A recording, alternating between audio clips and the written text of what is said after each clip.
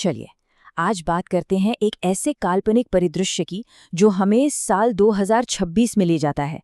एक ऐसा वक्त जब दुनिया एक बहुत बड़े युद्ध के मुहाने पर खड़ी थी। ये एक बेहद तनावपूर्ण कहानी है। हाँ, लेकिन आगे बढ़ने से पहले एक बात बिल्कुल साफ कर देना जरूरी है। हम यहाँ जिस कहानी की चर्चा कर रहे हैं वो पूरी तरह से फिक्शनल है, काल्पनिक है। ये असलियत नहीं है, बल्कि एक सोर्स में दिखाए गए एक व्हाट इफ सिनेरियो पर आधारित है। सोचिए, कहानी का पूरा माहौल बस इसी एक लाइन से सेट हो जाता है। ये कोई छोटी मोटी धमकी नहीं थी, नहीं, ये था दुनिया के सबसे पावरफुल इंसान का सीधा सीधा अल्टीमेटम। और इससे एक बात तो बिल्कुल साफ हो गई थी कि इस काल्पनिक संकट में दांव पर बहुत कुछ लगा था। तो सवाल ये उठता है कि आखिर हालात यहाँ तक पहुंचे कैसे, इतने कैसे बिगड़ गए, और फिर डेडलाइन से सिर्फ 90 मिनट पहले ऐसा क्या हुआ कि दुनिया इस महाविनाश से बाल बाल बच गई। चलिए इस कहानी को परत दर परत खोलते हैं। इस पूरी कहानी को अच्छे से समझने के लिए हमें थोड़ा पीछे जाना होगा, मतलब संघर्ष की शुरुआत में, और देखना होगा कि इसका इंसानी जिंदगियों पर कितना भयानक असर पड़ रहा था।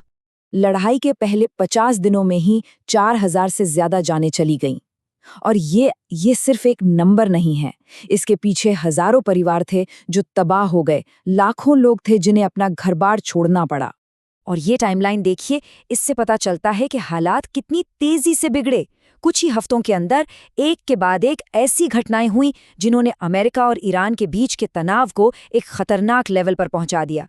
उस सोर्स के मुताबिक अमेरिका की तरफ से ऑफिशियल बयान ये था कि उन्होंने ईरान पर पूरी तरह से हवाई कंट्रोल कर लिया है, और ईरान तो मिलिट्री के लेवल पर हार चुका है। लेकिन क्या सच में ऐसा था? तो एक तरफ तो अमेरिका कह रहा था कि सब कंट्रोल में है, लेकिन जमीन पर कहानी कुछ और ही चल रही थी।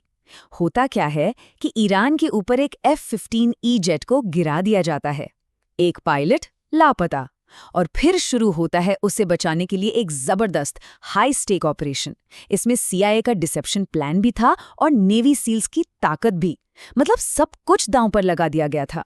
और जब ये रेस्क्यू मिशन कामयाब हो गया तो अमेरिकी प्रेसिडेंट ने जीत का ऐलान करते हुए ये पोस्ट किया, जिससे यही लगा कि हाँ, सब कुछ कंट्रोल में है। पर इस जीत के ऐलान के पीछे एक बहुत बड़ी कीमत छुपी हुई थी। सिर्फ एक पायलट को बचाने के इस मिशन में अमेरिका को इतना बड़ा मिलिट्री लॉस हुआ। इससे एक बात तो साफ थी, ईरान का एयर स्पेस कोई केक वॉक नहीं था, और इस लड़ाई की कीमत बहुत बहुत ज्यादा होने वाली थी। और शायद इसी भारी कीमत का अंदाजा दोनों तरफ हो गया था, क्योंकि इसके बाद कहानी में एक ऐसा डिप्लोमेटिक ट्विस्ट आता है जिसकी किसी ने उम्मीद नहीं की थी, और जिसने इस बड़े युद्ध को कुछ वक्त के लिए टाल दिया।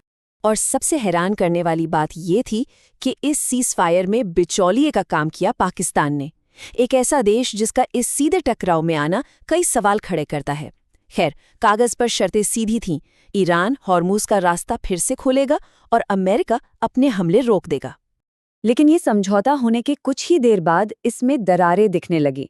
पाकिस्तान ने कहा कि ये सीज़फायर लेबनान समेत सभी देशों पर लागू होगा, लेकिन अमेरिका और इजराइल ने फौरन इस बात से इनकार कर दिया। तो ये जो कन्फ्यूजन था वो इस समझौते की कमजोर नींव को दिखा रहा था।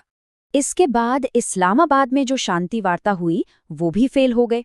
दोनों ही पक्ष अपनी अपनी शर्तों पर अड़े हुए थे, जो एक दूसरे से बिल्कुल अलग थी। ईरान चाहता था कि सारे बैन हटें, मिडिल ईस्ट से अमेरिकी फौजें हटें। वहीं अमेरिका की सिर्फ एक मांग थी, ईरान अपना पूरा का पूरा न्यूक्लियर प्रोग्राम बंद कर दे। बस इसी एक मुद्दे पर आकर बात पूरी तरह से अटक गई।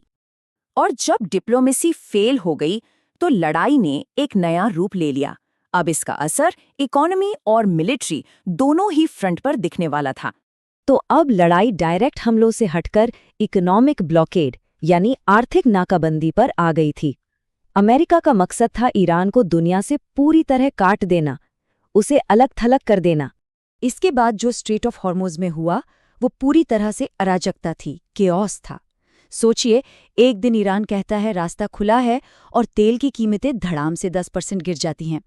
फिर अगले ही दिन ईरान यू टर्न ले लेता है और रास्ता फिर बंद। इतना ही नहीं, वहां से गुजर रहे कमर्शियल जहाज़ों पर गोलियां भी चलाई जाने लगीं।